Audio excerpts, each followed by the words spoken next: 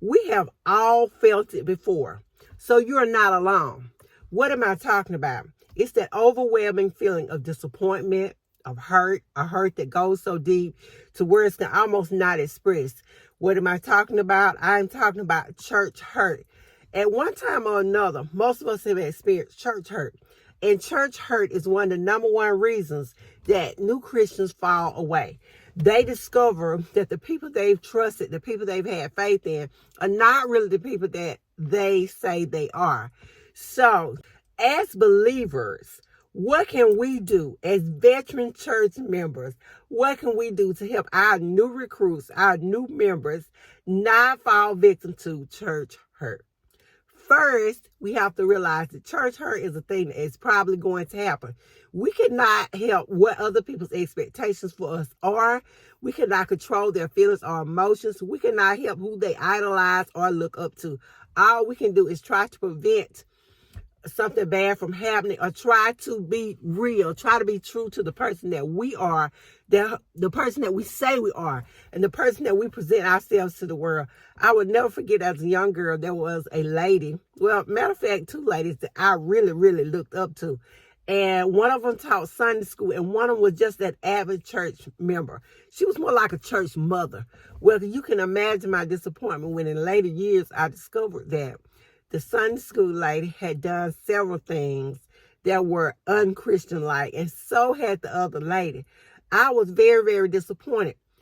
But I had to realize within myself that they were only human, that everyone makes mistakes. And so one of the next things I'm going to tell you to do with your new church recruits is to help them to realize that people make mistakes. They are not to idolize church members. They are not to idolize church officials. They are to realize they're only human, and the only person that deserves our worship is God. We can't put people on a pedestal, because when we do that, often they will disappoint us. They also need to know it's important that they are going to make mistakes themselves. Mistakes are just a part of life. They're a part of being human. And what counts the most is that we learn from these mistakes, that we don't continue in them. Another thing we need to tell our new recruits is to expect temptations, to expect life to get hard, expect things to be difficult. And don't get disappointed if they call someone, per se, their prayer leader, or if they call the person that's been assigned to them, and they can't answer the phone, or they're not there, or they're involved in something else. Help them not to be so disappointed.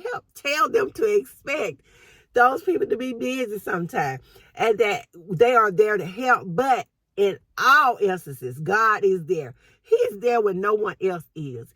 He is there with us. He promised never to leave us nor forsake us, and so he does not. He is there when no one else is, or when no one else can be. A few weeks back, my son was very sick, and he was in the ICU unit. They couldn't quite figure out what was going on with him. They knew he had infection in his body, and they weren't quite sure where it was coming from. My son lives in another state. I was frantic. I was trying to get there, but I had a job. We didn't know what was wrong. We didn't know how long it was going to be. He's my oldest son. He's married. He has a whole other family. And I'm like, well, I need to be there. My mom was also like, she needs to be there. And so I told her, we're going to get there as quick as we can. But we had to realize that we can't be everywhere. We can't be there in an instant, but we know someone who can. I said, Mom, you just got to look at it like this. If he went in the military and he were overseas and something happened, there's nothing we can do. We can't get there any faster than we can get there. But I know someone who can, and that's God. So I solicited the prayers of my church members, my church elders, all my church family. I had everybody pray. Everybody that I knew could help get a prayer through, I called them, because we're told in his word that the fervent effective prayers of a righteous man availeth much. So I promise you, I was calling, I was texting, I was saying, hey, we need prayer. Can you pray for my son? Can you pray with us? Can we lift him up? And that's what we all did, because if I have one thing that I do know, prayer works. God hears prayers, and prayer changes things. So we need our new recruits to know that sometimes that person can't be there, but God is always there. God is there when no one else is. He can get there in an instant. Matter of fact, he's already there, and he's all knowing. He knows just what we need. He knows just what the situation is going to take, what it's going to take to fix that situation. So sometimes if you may be asking from that point, well, why did he allow this to happen? Why is this going on? God wants us to trust him and believe him. And sometimes God allows things to happen so that he could get the glory.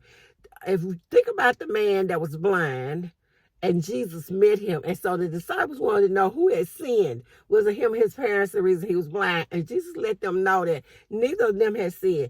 This was so that God could get the glory. And sometimes situations arise so that God can get the glory. And our new recruits need to know that sometimes things happen so that God can get the glory.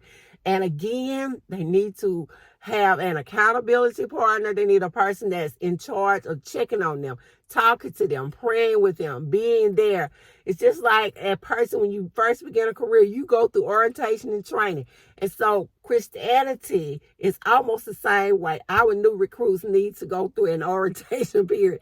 They need to be orientated into the word. They need to be told what to expect as new Christians. They need to know that everything is not going to be sunshine and rainbows. It's not. This is a difficult journey. And so as we talk to and minister to our new recruits, we want to try to keep them from as much church hurt as possible. And let's make sure that we're not intentionally causing church hurt. But they should know that sometimes you're going to be disappointed with your elders. And so I'll leave you with that today. This has been the one that took you live listen. And I'll see you guys in the next video.